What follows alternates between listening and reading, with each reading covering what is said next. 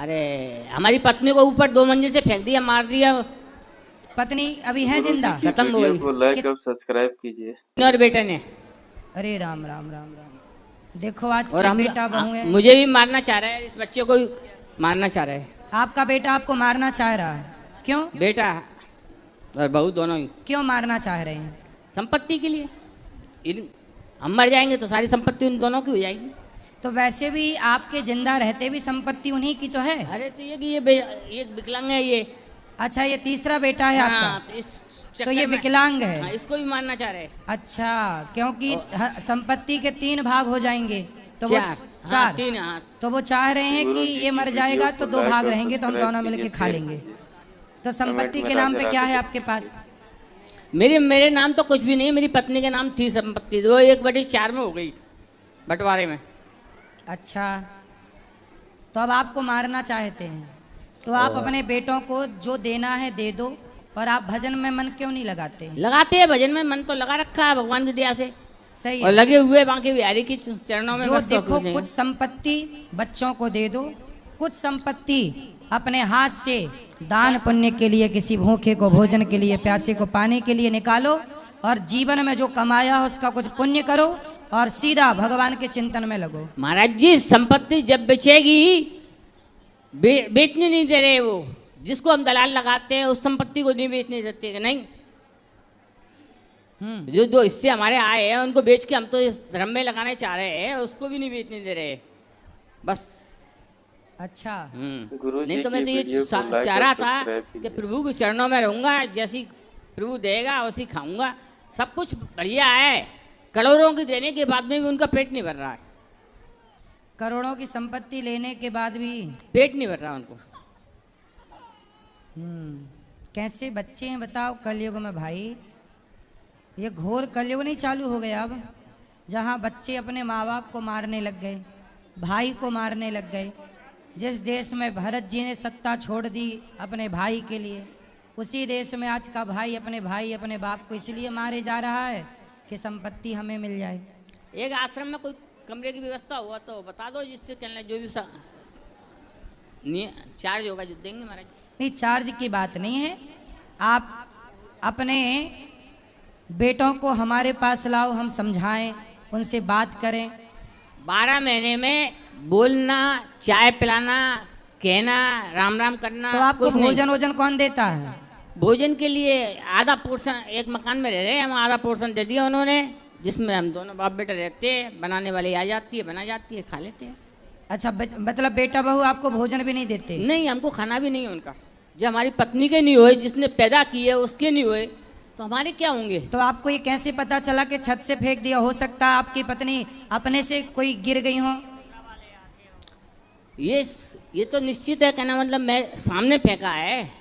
मैं पूजा कर रहा था, मैं कमरे में पूजा कर रहा था, जाल हटाया, जाल जो बीच में जाल है, जाल में से फेंकी ऊपर से, जाल में होकर नीचे आई। कितने साल पुरानी बात है? 1.5 साल पुरानी। 1.5 साल पहले। तो उन पर कोई आपने पुलिस केस नहीं कराया? पुलिस केस कराया, थोड़ी 8-10 दिन बाद में कोटा में ले गया था उसको। ये कोटा में थोड़ा सा होश आ गया, जो उसने साफ मना कर दिया, नहीं किसी ने। अच्छा, पत्नी ने मना कर दिया? मतलब आपकी पत्नी जब छत से गिरी तो वो जिंदा थी? तो पत्नी ने बयान दे दिया कि मुझे बच्चों ने नहीं फेंका? मुंह से नहीं बोला उन्होंने। हाँ, केवल ये कहा था, किसी ने। देखो, ये होती है माँ। बच्चों पे मरने मतलब माँ मर रही है, बच्चों ने छत से फेंक दिया, पर मरते मरते उस माँ की ममता देखो कि वो चाहती कि मेरे बच्चे जेल ना जाए, उन पे कोई संकट ना आए। चलो फेंक दिया तो फेंक दिया।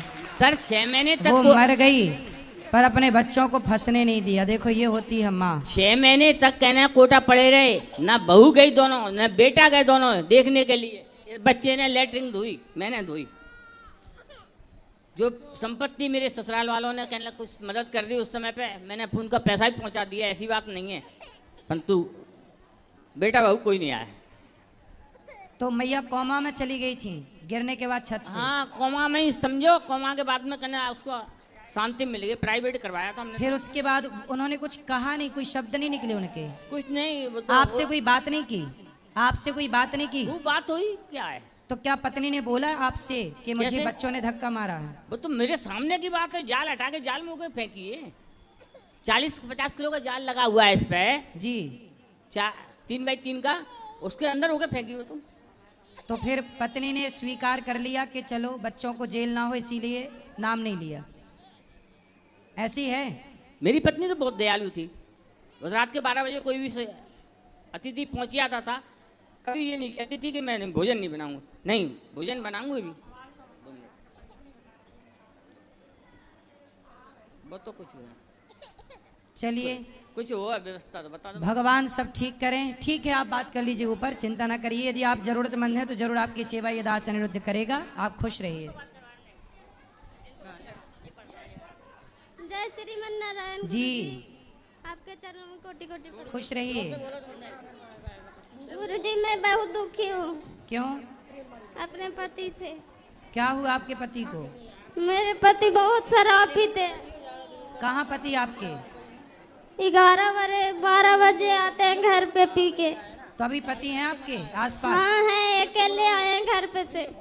तो पति, आप भैया थोड़ा बैठ जाओ, इनको। बच्चे को लेके अकेले आई हूँ। तो पति आपके साथ नहीं आए? नहीं आए। तो पति को लाते, हम समझाते। 3 बार बात करवा चुकी हूँ गुरुजी आपसे, नहीं मानते। शराब पी रहे हैं? बहुत पीते हैं। चलो भगवान सद्बुद्धि दें और वो छोड़ें। शराब ने तो कितनों घर बिगाड़ दिया, और बॉलीवुड खुद कहती है शराब पीने के जीना अगर ज़रूरी है तो पीना बहुत ज़रूरी है। मुझे पीने का शौक़ नहीं, पीता हूँ गम भुलाने को। अब बताओ, वो बॉलीवुड वाले जो शराब को प्रमोट करते हैं, प्रचार करते हैं, अब वो इस बेटी का दुख दूर करें। मैं क्या करूँ गुरुजी, घर पे जाऊँ या नहीं जाऊँ? जाओ बेटा, घर जाओ, पति को समझाओ। ऐसे छोड़ दोगे तो वो तो और बर्बाद हो जाएगा। नहीं जाना चाहती हूँ मैं। क्यों?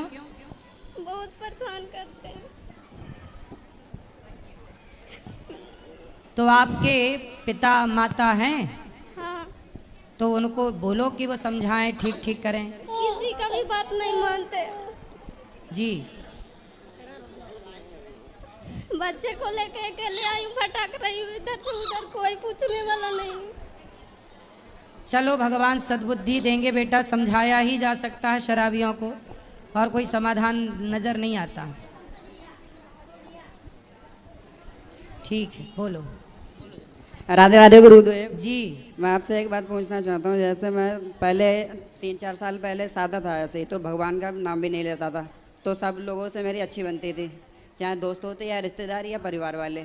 लेकिन जब से हमने यूट्यूब पे देखा, आपसे भी जुड़े हुए काफ़ी टाइम हो गया, लेकिन आज आपके सामने पहली बार आया हूँ आपके आश्रम को देखने के लिए। तो 3 साल पहले जब हम सादा थे तो अच्छा, जब हम भक्ति लाइन में नहीं पढ़े थे तो सब सही थे, लेकिन जब भक्ति लाइन में आए तब एक संग हमें सब दुख, सब रिश्तेदार सब टूटने लगे। कोई बात नहीं। जब भगवान कृपा करते हैं, जब भगवान आपके करीब आते हैं तो सब फर्जी दूर हो जाते हैं आपसे। चिंता ना करो। चलो उनसे बात कराओ, क्या कह रहे हैं भैया, बोलो।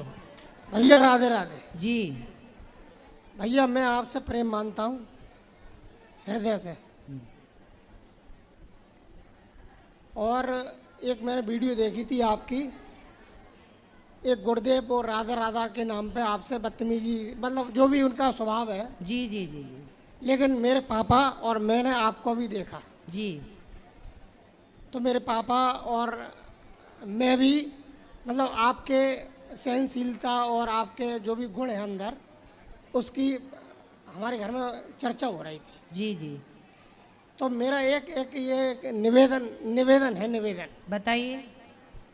मैं एक सगे भाई के नाते आपसे कह रहा हूँ ये बात। बोलिए बोलिए। कोई भी फालतू लोगों की बात का आप आंसर ना किया करो, क्योंकि आपका जीवन अनमोल है, फालतू लोगों का जीवन अनमोल नहीं है मेरे हिसाब से। प्रेमानंद जी भी कहते हैं ये बात। कोई भी फालतू नहीं है। लोग अपने अपना दुख दर्द कष्ट सबके हैं, बेचारे आके बात कर लेते हैं, थोड़ा हल्का हो जाता है। लेकिन आप उनको हम समझाते किसी हो, से, हाँ, लेकिन ये आप भी समझते हो, ये मतलब भैंस के आगे बीन बजाना है। मतलब मुझे ऐसा लगा। तो आपसे एक प्रेम वाली बात है। सही है, सही। आप फालतू लोगों के हटा दिया करो बस। ठीक है चलो खुश रहिए। राधे राधे। राधे राधे गुरुजी। जी गुरुजी आपके चरणों में मेरा कोटि कोटि प्रणाम। जी। गुरुजी पता नहीं 6-7 महीनों से मुझे नींद की समस्या बहुत आ रही है। मैं कुछ भी ऐसे आपका कीर्तन वगैरह सब सुनता रहता हूँ, आपकी सत्संग, तो वो दिमाग में रात भर वही चलता रहता है ऐसे भगवान तो सही की। तो है, क्या गलत है? तो गुरुजी इसके चक्कर में मेरी पढ़ाई भी डिस्टर्ब हो रही है और तो मैं पढ़ाई करो मन लगा के। तो गुरुजी नींद ही नहीं आ रही, तो उसके लिए फिर ना जिम जा पाता, कहीं नहीं जा तो पाता। आप मोबाइल चलाते हैं, मोबाइल ना चलाया करो। तो गुरुजी मोबाइल में ही तो देखेंगे और कहाँ नहीं देखेंगे तो आप? मोबाइल दूर रख दो, हाथ से नहीं। चला के दूर रख दो, कथा सुनते सुनते सो। मैंने कम कर दिया तो भी गुरुजी अब कुछ नहीं हो रहा, उसका क्या करूं? नहीं, मोबाइल से दूरी बनाओ। और डॉक्टर के पास भी गया, उन्होंने गोली दे दी, मैंने गोली भी खाई, फिर नहीं, भी गोली दूरी वोली नहीं। ना खाना, नींद की गोलियां अच्छी नहीं होती। आप मोबाइल दूर रखो, आराम से नींद आएगी। ठीक है गुरुजी। चलो राधे राधे।